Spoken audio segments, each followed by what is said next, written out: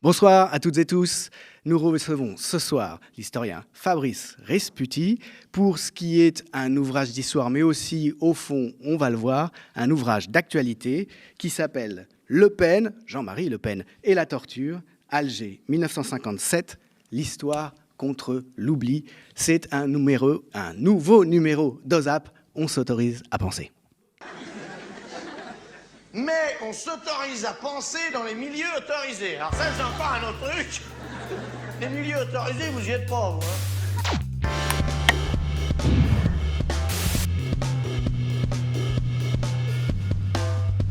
Jean-Marie Le Pen, longtemps un odieux personnage aux yeux de la gauche française et une figure, disons, peu respectable aux yeux d'une grande partie de la droite. Ceci, en tout cas, jusqu'au grand mouvement de dédiabolisation du Front, puis Rassemblement national, jusqu'à sa respectabilisation à travers, en particulier, la fille du chef, Marine. On a peut-être un peu oublié aujourd'hui que si Jean-Marie Le Pen a été un personnage imprésentable, et en même temps très légitime et populaire parmi ses troupes, au sein de l'extrême droite, c'était pas seulement à cause de ses liens avec les milieux vichistes, pétainistes de l'occupation, c'était pas seulement à cause de son obsession raciste de l'immigration et des dangers qu'elle représenterait, c'était pas seulement à cause de ses penchants antisémites, c'était aussi à cause de son action personnelle et revendiquée pendant la guerre d'Algérie. Jean-Marie Le Pen, jeune lieutenant engagé volontaire alors qu'il est un très jeune député à l'Assemblée nationale à l'âge de 28 ans, je crois, dans l'armée française, a personnellement mis en œuvre, avec beaucoup d'autres, l'usage systématique et intensif de la torture par l'armée française contre les habitants d'Alger, suspects d'appartenir à tort ou à raison au FLN ou de détenir des renseignements concernant le FLN pendant ce qu'on a appelé improprement la grande bataille d'Alger, c'est-à-dire la grande répression d'Alger, début 1957. Le Pen a torturé, il s'en est vanté d'abord, et puis il s'est mis à le nier à partir du moment, en 1984, où son parti et ses ambitions ont pris une envergure nationale. Merci beaucoup, Fabrice, d'être avec nous ce soir. Merci à vous de me recevoir. On vous a déjà vu plusieurs fois aux médias, notamment lors d'une grande hache qui était consacrée à Jean-Luc Einaudi et à la façon dont cet historien a exhumé la mémoire des crimes de la police française contre les Algériens en octobre 1961 à Paris. Vous êtes aussi un historien de la guerre d'Algérie en général et tout particulièrement de cette bataille d'Alger et des disparitions liées à la torture ou à des exécutions sommaires, bien souvent, d'habitants d'Alger ou de militants du FLN ou non. Vous avez créé un site avec Malika Rahal, qui est le site d'un projet qui s'appelle 1000 autres, qui consiste à essayer de retrouver les disparus, encore aujourd'hui, pour informer leurs familles, rassembler des éléments. Et puis, donc, vous avez publié tout récemment ce livre dossier qui s'appelle « Le Pen et la torture, Alger 1957, l'histoire contre l'oubli » aux éditions du Passager clandestin. Il y a eu toute une affaire, toute une histoire des dénégations de Jean-Marie Le Pen à partir de 1984, donc des procès qu'il a intentés, des enquêtes qui ont été menées. Et c'est finalement le point sur ce dossier que vous nous proposez, et des conclusions aussi, naturellement, autour de cette affaire. Peut-être qu'on peut revenir sur ce qui a motivé au départ l'édition de ce livre, parce que c'est une question récente, une affaire d'actualité. Oui, effectivement. Et le point de départ de ce livre, il est très simple. C'est le fait que j'ai entendu, comme beaucoup d'auditeurs, d'une radio de service public française qui s'appelle France Inter, lors d'une série documentaire consacrée à Jean-Marie Le Pen, j'ai entendu affirmer avec un invraisemblable aplomb que Jean-Marie Le Pen n'avait sans doute pas torturé à Alger. Ça, c'était en mars 2022. Et j'ai été absolument sidéré par ces propos qui interviennent donc, écoutez, une vingtaine d'années après que les dernières révélations aient été publiées par le journal Le Monde en 2002.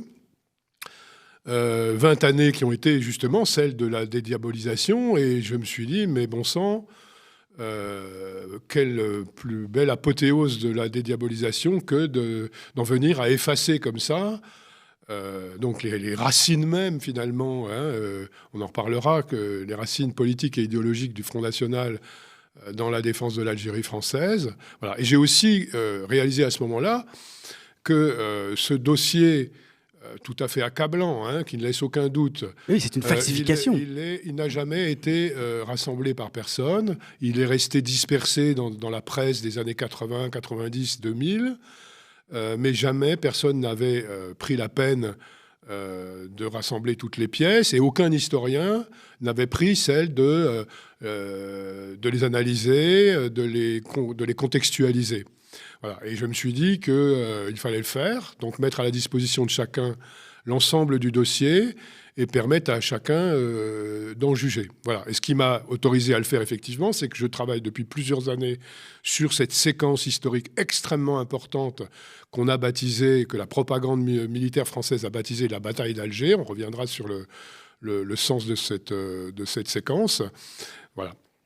Oui, je disais, finalement, ça n'est rien de moins qu'une falsification aujourd'hui qui apparaît comme un symptôme, c'est ce que vous disiez, de ce mouvement de respectabilisation de l'ancien Front Nouveau Rassemblement National. Il faut un petit peu purger la mémoire, et donc on va jusqu'à nier des choses qui ont finalement été établi, et le fait de rassembler définitivement le dossier pour qu'on ne puisse plus, comme ça, l'air de rien, nier les choses. Dans cette émission, il a été dit ensuite, enfin, le producteur de l'émission a ensuite corrigé, elle a été obligée de corriger en disant c'est pas prouvé, on n'a pas de preuves irréfutables. Ce qui est un propos particulièrement grave, et ce qui est, à mon avis, de l'ordre de l'argutie négationniste. C'est-à-dire que quand on dit j'ai pas de preuves, il n'y a pas de preuves que Le Pen est torturé, on fait fi, on raye d'un trait de plume des sources parfaitement crédibles, hein, j'espère l'avoir démontré dans ce livre, et notamment les témoignages des victimes de Le Pen, qui sont de l'ordre d'une quinzaine, que j'examine en détail. Et là encore, cette façon de tenir pour négligeable, de tenir pour des affabulations a priori la parole des Algériens, c'est un héritage colonial en réalité. Hein. Quand on étudie n'importe quel crime d'État nié et dissimulé, les historiens, quand ils enquêtent sur ces crimes, ils ont évidemment recours à la parole des victimes, en la soumettant à la critique. Il ne s'agit pas de la prendre pour argent comptant systématiquement, mais il n'y a pas d'autres sources en réalité, ou très peu d'autres sources que celle-là. Hein, voilà. C'est-à-dire qu'en prétendant qu'il n'y aurait pas de preuves et en se réfugiant derrière cette idée, on veut masquer le fait qu'en réalité, au vu du dossier, il n'y a pas de doute sur le fait qu'il a torturé. Comme le disait Pierre Vidal-Naquet, dont j'ai eu le privilège d'être l'étudiant il y a bien longtemps maintenant, il l'a répété plusieurs fois lors des nombreux procès en diffamation que Jean-Marie Le Pen a intenté à ses accusateurs. Ce serait diffamer Jean-Marie Le Pen que de ne pas le traiter de tortionnaire. D'autant plus qu'il en a tiré gloire, qu'il s'en est vanté, pour les mêmes raisons d'ailleurs sans doute, qui ont présidé à son engagement, à sa décision personnelle, très jeune député, je crois, âgé de 28 ans, le plus jeune député de l'Assemblée nationale en 1956, de partir, alors que rien ne l'y contraint, à Alger pour participer à tout cela, parce que c'est une lutte identitaire pour l'extrême droite. Bien sûr, oui. Et il fait une espèce de tourisme militaire engagé, c'est le moins qu'on puisse dire. Tourisme actif. Par motivation idéologique. Hein. Alors il faut rappeler quand même quelque chose d'important, c'est qu'il a commencé par l'Indochine. Hein. L'Indochine, qui est la guerre d'Indochine, qui est une espèce de trou noir dans la mémoire coloniale française, même dans l'historiographie française. Il y a peu de travaux sur ces aspects-là de la guerre d'Indochine, mais Le Pen a passé quand même 1 an déjà légionnaire parachutiste avec le grade de sous-lieutenant en Indochine. Et on peut faire l'hypothèse que c'est là qu'il a appris les rudiments de ce qu'on appelle la guerre contre-insurrectionnelle, qu'on appelait la doctrine de la guerre révolutionnaire, et qui est devenue à ce moment-là la doctrine officielle de l'armée française, hein, jusqu'à 1960 à peu près. Qui est développée en Algérie, donc intensivement par l'armée française, par ce qu'on appelle le 5e bureau aussi. Oui. Et donc, pour lutter contre, tirer les enseignements finalement de ce qui s'est passé en Indochine, de la défaite en Indochine, pour essayer de remporter cette victoire contre les indépendantistes algériens. Les officiers du général Salan, qui arrivent en Algérie à la fin de 1956, sont absolument décidés à prendre leur revanche sur les Viettes, comme ils disaient, et sur ce qu'ils croient être donc une une opération du communisme international contre l'Occident. Alors en Algérie, c'est une erreur d'interprétation particulièrement lourde, mais donc ils viennent... Mais ça légitime, en réalité, oui. Et ça masque quelque chose qui a quand même troublé beaucoup de monde au sortir de l'occupation, le fait qu'une population opprimée et occupée résistait. Oui, oui. Pour dénier ça, pardon, Jean-Pierre Monoriette, pour dénier ça, il faut imputer d'autres motifs, finalement, à l'opposition, d'autant plus que c'est une population et une armée irrégulière. Donc le communisme, c'est évidemment la réponse à tout. Bien sûr, oui, oui, oui. Alors, il arrive donc au moment où le gouvernement socialiste de l'époque, il faut rappeler donc à ce moment-là, la 4e République est un gouvernement qui est dirigé par Guy Mollet, dans lequel se trouve Robert Lacoste, qui est ministre de l'Algérie, François Mitterrand, qui à ce moment-là est ministre de la Justice, et qui prend une décision extrêmement lourde de conséquences, qui fait vraiment franchir un saut dans l'intensification de la terreur pour réprimer l'insurrection algérienne, qui est donc le déclenchement de ce qu'on va baptiser assez rapidement la bataille d'Alger. Le 7 janvier 1957, on décide de jeter 10 000 parachutistes sur une ville donc, de 800 000 habitants, et sur toute sa région, qui comporte, il faut le rappeler, c'est très important pour comprendre ce qui va se passer, une moitié d'Européens, et une moitié donc, de gens qu'on appelle les musulmans d'Algérie. Voilà. Et donc dans laquelle il s'agit en fait, dès le départ, non pas, comme on va le raconter, comme la communication va essayer de le faire croire, de s'en prendre uniquement au fameux réseau bombe du FLN dirigé par Yassef Saadi, qui a commencé à commettre des attentats contre des civils à la fin de l'année 56, des attentats qui sont eux-mêmes une riposte à un durcissement considérable de la répression française. Mais en réalité, ce qui précipite cette décision de donner ce qu'on appelle les pouvoirs de police à l'armée, en réalité de lui donner carte blanche absolue, on va en reparler, c'est la nécessité absolue de faire échec à une grève générale décidée par le Front de Libération Nationale, une grève de 8 jours, dans toutes les villes d'Algérie, dans l'émigration en France également. Et le gouvernement français, quand cette grève est annoncée, il ne doute pas un instant qu'elle va être une réussite s'il ne fait rien. Et si elle est une réussite, c'est une catastrophe intégrale pour la France parce que ça serait la démonstration par A plus B que sa propagande qui présente le FLN comme une bande de terroristes manipulés par l'étranger mais sans aucune base sociale, sans véritable soutien dans la population, est un mensonge complet. Et à ce moment-là, la France est mise en accusation à l'ONU, et donc l'enjeu est particulièrement important. Voilà, si je me souviens bien, l'enjeu c'est qu'il va y avoir ce débat à l'ONU. Oui. Donc devant les instances internationales, et la France va faire très mauvaise figure s'il est avéré qu'effectivement, par cette grève, et c'est pour ça que le FLN veut qu'elle soit suivie, la population est du côté du mouvement national indépendantiste. Voilà. Et donc, ce qui commence en janvier 1957, et auquel Jean-Marie Le Pen participe, c'est ce que les chercheurs anglo-saxons appellent souvent un politicide, c'est-à-dire... C'est écrit noir sur blanc dans les recommandations que fait, par exemple, l'officier idéologue Roger Trinquier au gouvernement Lacoste. C'est l'éradication de toute activité politique nationaliste, y compris pacifique, naturellement, au sein de la population algérienne. Par des moyens militaires. Par des moyens militaires. Sauf que dans la ville d'Alger, qui est la vitrine de l'Algérie française, où il y a quand même des témoins de toutes sortes, et puis où il y a une imbrication, même si la ville est très fortement ségrégée racialement, mais il y a quand même une imbrication entre les musulmans, comme on disait, les Algériens et les Européens. Donc on ne peut pas pratiquer comme on le fait dans les campagnes ou dans le Djebel, c'est-à-dire qu'on ne peut pas, évidemment, bombarder au napalm ou massacrer en laissant les cadavres dans les rues. Et donc on va mettre au point un mode opératoire qui repose sur la disparition forcée, qui est clandestin, qui s'opère généralement la nuit. Le général Massu dit à ses hommes « sortez la nuit ». Donc, il y a ce qu'on montre dans les médias à l'époque. Alors, quand on prend un laboratoire qui fabrique des bombes, on saisit des armes, ça, on le montre. Mais en revanche, on essaye de maintenir le secret, on y arrive en grande partie, sur cette répression clandestine qui va aboutir, à la fin de l'année 1957, à effectivement la mise hors jeu de dizaines de milliers de militants pas seulement du FLN, mais des scouts, des mouvements sportifs, des mouvements des oulémas religieux, des syndicats du FLN, du GTA, l'UGMA, etc. Et donc, alors, mise hors jeu, pour la majorité parce qu'on les a enfermés dans des camps sans jugement, et souvent pour des années, mais aussi mise hors jeu physiquement, parce qu'un grand nombre d'entre eux, ce sont les fameux disparus de la bataille d'Alger, dont on ne saura jamais exactement combien ils ont été, mais qui ont été des milliers à coup sûr, qui sont morts sous la torture ou ont été exécutés sommairement parce que les militaires les jugeaient irrécupérables ou qu'ils étaient en trop mauvais état pour être présentés à un juge, par exemple, et leur corps détruit ou dissimulés. Voilà. C'est une politique de la terreur, en réalité. Voilà, c'est une politique de la terreur que la France, que l'armée française va exporter, qu'elle va enseigner, notamment en Amérique latine, notamment en Argentine.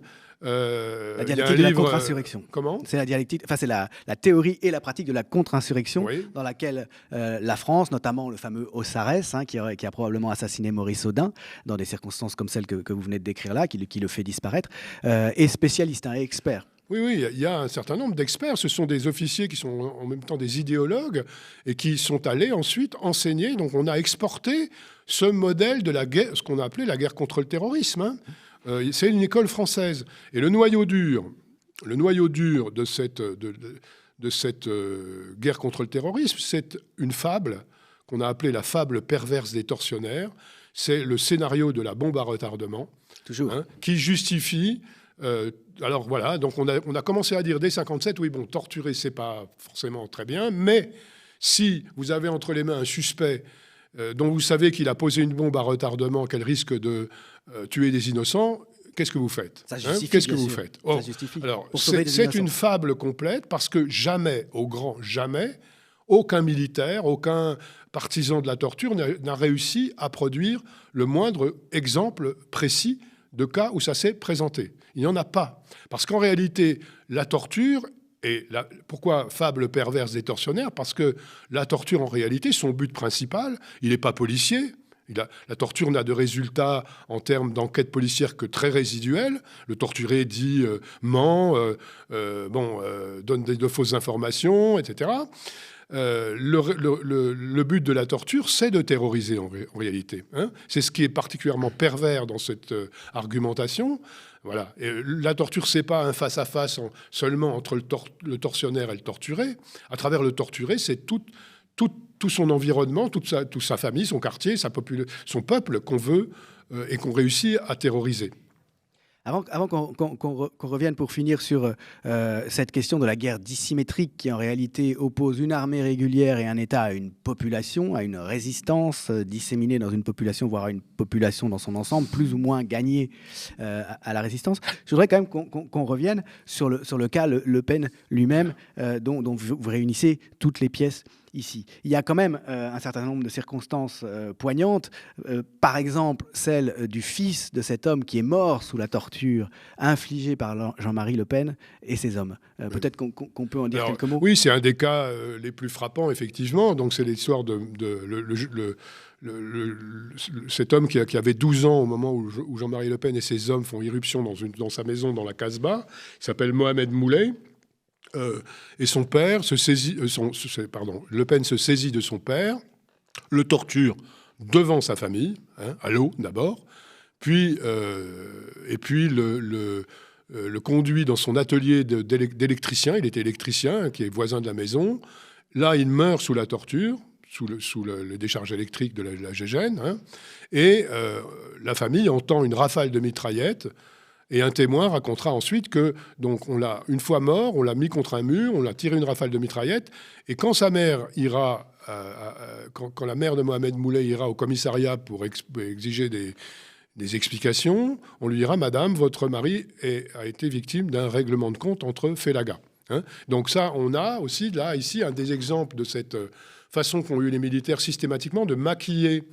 Alors, soit en évasion, soit en tentative de fuite, en suicide, il y a eu toutes sortes ou en règlement de compte interne entre Algériens. Donc, voilà, là, il s'agissait d'un règlement de compte. Et en fait, c'est des exécutions sommaires. Et ce Mohamed Moulay, donc, c'est lui qui a trouvé le fameux poignard des jeunesses hitlériennes dont la lame est gravée au nom de J.M. Le Pen, premier REP, le premier régiment étranger parachutiste auquel il appartenait, que Le Pen avait oublié dans sa maison. Il l'avait laissé sur place. Et qui a été produit en 2002, donc très longtemps après, dans un des procès que Le Pen a perdu contre le journal Le Monde et la journaliste Florence Baugé. À la stupéfaction du tribunal, Florence Baugé est arrivée à faire sortir ce poignard d'Algérie, à l'emmener en France.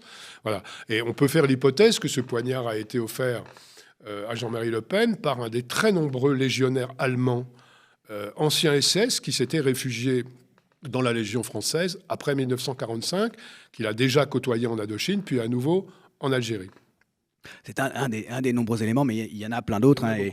Et j'invite chacun à lire ce livre pour en avoir le cœur net, qui montre que Le Pen a torturé, ce dont, je le disais au début, lui-même d'ailleurs, s'est vanté au départ, parce que c'était une manière de s'accréditer en fait, comme militant national. Il faut rappeler que aussi bien la guerre d'Indochine que le refus que l'Algérie ne soit plus française, ce sont des causes identitaires pour l'extrême droite. Bien sûr. Et évidemment, être le chef de cette mouvance, ça passait par avoir fait ses preuves, avoir soi-même mis la main à la pâte. Exactement. En quelque sorte, comme l'a fait Jean-Marie Le Pen. Pour terminer, j'aimerais bien qu'on revienne sur ce dont on a déjà un petit peu parlé, mais il y a sans doute plus à dire, sur cette situation dissymétrique lorsque une force d'occupation, une armée régulière, liée bien sûr à un pouvoir politique qui l'investit finalement d'une mission à proprement parler politique, puisqu'il ne s'agit pas de combattre un ennemi en face à face, il s'agit de faire disparaître une résistance. Vous nous disiez qu'il y a une expertise française qui s'est construite d'abord en Indochine, puis ensuite en Algérie avec des gens, et souvent des supérieurs de Jean-Marie Le Pen, puis qui s'est exporté dans les régimes néofascistes, disons militaires d'extrême droite d'Amérique latine. C'est quelque chose, si je ne me trompe pas, sur quoi est même revenu, ces techniques de la guerre contre-insurrectionnelle, l'armée américaine au moment de l'invasion puis de l'occupation de l'Irak. On a fait référence à l'expérience française. Quand le Pentagone donc, envisage d'occuper Bagdad, d'investir Bagdad, on projette au Pentagone le film de Gillo Pontecorvo, La bataille d'Alger. Voilà, alors c'est étonnant parce que c'est un film qui se lit aussi bien comme une critique assez féroce de l'action des militaires français, mais c'est aussi un film qui, alors c'est très compliqué du fait de l'implication de Yassef Saadi qui se trouve héroïsé par cette notion de bataille d'Alger dans laquelle lui il a joué le rôle de résistant à l'armée française, eh bien, c'est aussi un film qui accrédite quand même d'une certaine façon le mensonge, le mythe de propagande comme de guerre antiterroriste. Alors, pour élargir un petit peu le propos, donc on retrouve dans cette année 1957 à Alger des formes de répression, donc on va retrouver dans la répression en Argentine, dans la répression au Chili, mais qu'on retrouve actuellement à Gaza. Et bien sûr, cette situation de guerre dissymétrique entre un occupant et une population au sein de laquelle une population occupée sur un territoire occupé dans laquelle se trouve disséminée une ou des résistances, c'est exactement la situation. Oui, ces modes opératoires, disparition forcée, torture, exécution sommaire sont consubstantiels à la guerre de ce type, à la guerre asymétrique, donc, comme tu dis. Et moi, quand j'ai entendu il y a maintenant un moment que l'armée israélienne allait investir au sol la bande de Gaza, j'ai immédiatement dit ils vont refaire la bataille d'Alger. Et très peu de temps après, ont commencé à affluer les témoignages de torture et d'exécution sommaire. C'était attendu. Avec aussi tout un travail psychologique qui consiste d'un côté à développer une propagande qui diabolise absolument l'ennemi, et puis aussi un côté carotte, un côté du bâton, de la diabolisation, qui consiste à dire aussi mais nous allons intégrer ceux d'entre vous qui sont intégrables ou qui accepteront de se soumettre. Pardon, oui, absolument. Il y a beaucoup d'analogies. L'historien des guerres coloniales ne peut que faire vraiment beaucoup de rapprochements entre ce conflit-là et ce qu'il a étudié. Il y a par exemple le côté maîtrise de l'information et de la communication. Il faut savoir que les Français ont été très forts de ce point de vue-là, bien plus forts que les Américains au Vietnam, par exemple. Il y avait un contrôle très strict, par exemple, des journalistes qui étaient autorisés à travailler en Algérie. Et il y avait une liste de journalistes accrédités qui étaient les seuls à pouvoir le faire, ou alors ils le faisaient clandestinement à leur risque et péril. Il y avait même un décret qui interdisait l'exportation d'images autres que celles qui étaient produites par l'armée française en Algérie. Voilà, donc bien sûr, oui, tout un aspect de propagande très, très, très comparable. Merci beaucoup, Fabrice Risputi. C'est un livre qui est un livre d'actualité à plus d'un titre, me semble-t-il. Il nous confronte aussi à l'inconscient colonialiste de la gauche française. Bien sûr.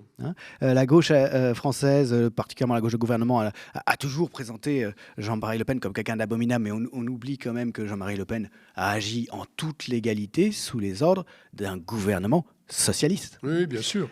On ne le dira jamais assez et on ne déplorera jamais assez, moi je le fais constamment, l'incapacité de cette gauche française-là, notamment de tout le courant socialiste ou issu de la SFIO du Parti socialiste, qui est large, l'incapacité de ce courant à faire l'inventaire d'un passé qui est un passé honteux. Je répète que les socialistes de Guy Mollet ont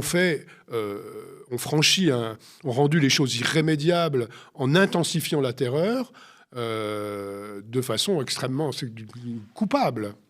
Et il n'y a jamais eu le moindre inventaire là-dessus. Il y a eu des occasions de le faire. Par exemple, quand Lionel Jospin était Premier ministre et Jacques Chirac président de la République, il y a eu un appel solennel qu'on appelait l'appel des 12, lancé par l'Humanité avec des personnalités comme Gisèle Halimi, Germaine Tillion, Jean-Pierre Vernant, Pierre Vidal-Naquet, etc., qui disaient maintenant, ça y est, les temps sont mûrs, s'il vous plaît, que la République reconnaisse et condamne officiellement la torture prise comme symbole de toutes les exactions colonialistes. Cet appel est resté lettre morte, en grande partie du fait de Lionel Jospin, qui avait quand même commencé sa carrière politique comme opposant à la guerre d'Algérie. C'était assez paradoxal. Parce que, les conséquences de ce refus de se pencher sur ce passé, on les voit dans les prises de position actuelles. Par exemple, dans l'incapacité à analyser une situation coloniale, par exemple à Gaza, dans la facilité avec laquelle on s'identifie davantage aux colonisateurs qu'aux colonisés, etc. C'est absolument frappant, il me semble. Oui. Merci beaucoup. Je crois qu'on a là un des éléments qui montrent que ce livre, je le disais au départ, n'est pas seulement un livre d'histoire, c'est aussi un livre d'actualité. Fabrice Risputi, Le Pen et la torture, aux éditions du Passager clandestin. Merci Fabrice. Merci à vous. Merci.